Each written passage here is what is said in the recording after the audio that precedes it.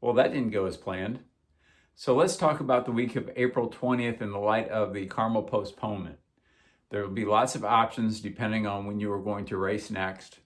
For those of you racing on Monday the 20th in Boston, you got this. Have a great race. Looking forward to hearing how it goes.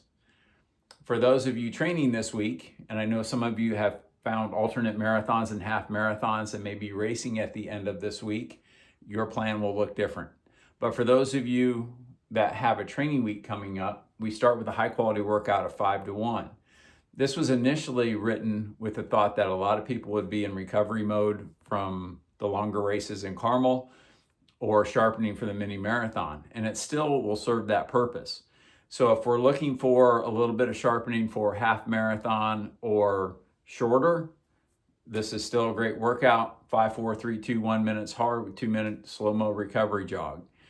For some of you, if we look at 15 minutes broken down in intervals, you're going to be somewhere close to 3 miles. So we might throw that challenge out that if you're in that ballpark, try to cover 3 miles in that 15 minutes. If you're close, add additional 1-minute intervals as needed to get to that 3 mile total.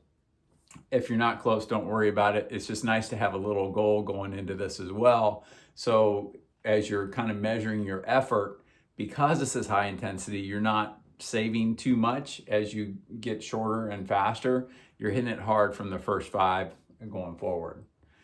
So that was the initial plan for many of you.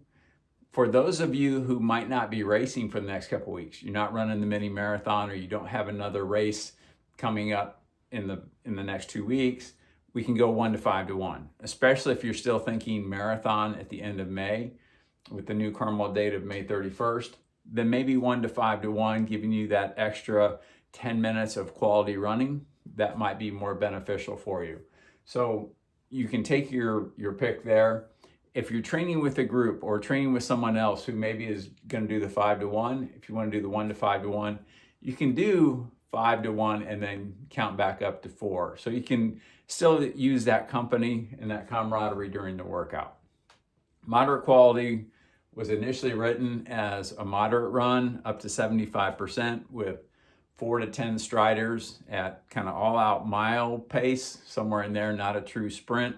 So we're getting a little bit of work. It should be about 30 seconds faster than your normal easy run, not recovery run, because we're doing this on Thursday for most of you. So you've had a recovery run after the high quality workout. So it should be a little faster because it's just an easy run. So about 30 seconds faster, just a ballpark number there so you kind of have an idea. We don't want to turn this into just another easy run.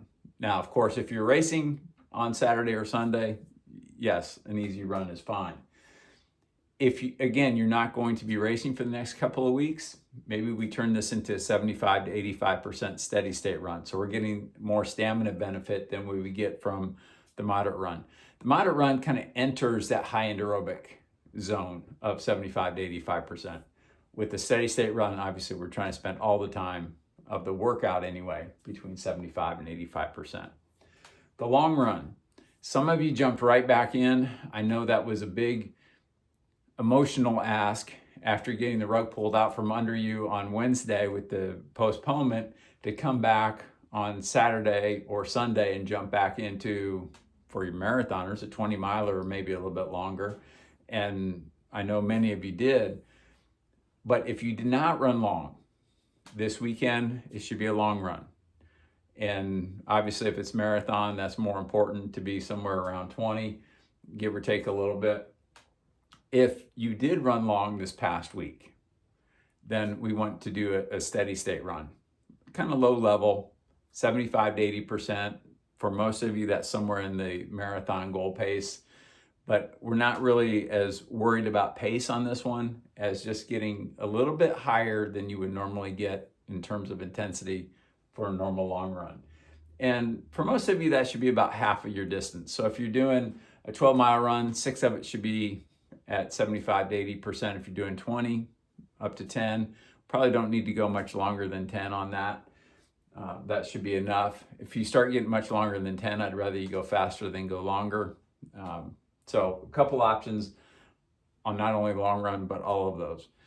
So hopefully that's helpful. I've updated all the group plans for those of you continuing on to the Carmel Marathon and Half Marathon. I almost have all of the personal coaching plans updated. I have just a few more that I'll get to hopefully this afternoon.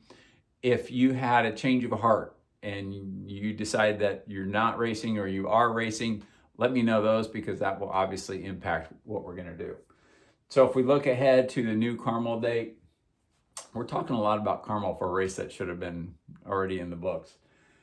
We have 6 weeks to go starting on this Monday. So we want to use 2 to 3 of those for a long run. Some of you checked that off this past weekend, so maybe only 2 more would be enough. We want a couple of quality long runs in there. Some of you are racing the mini, so we'll work that out.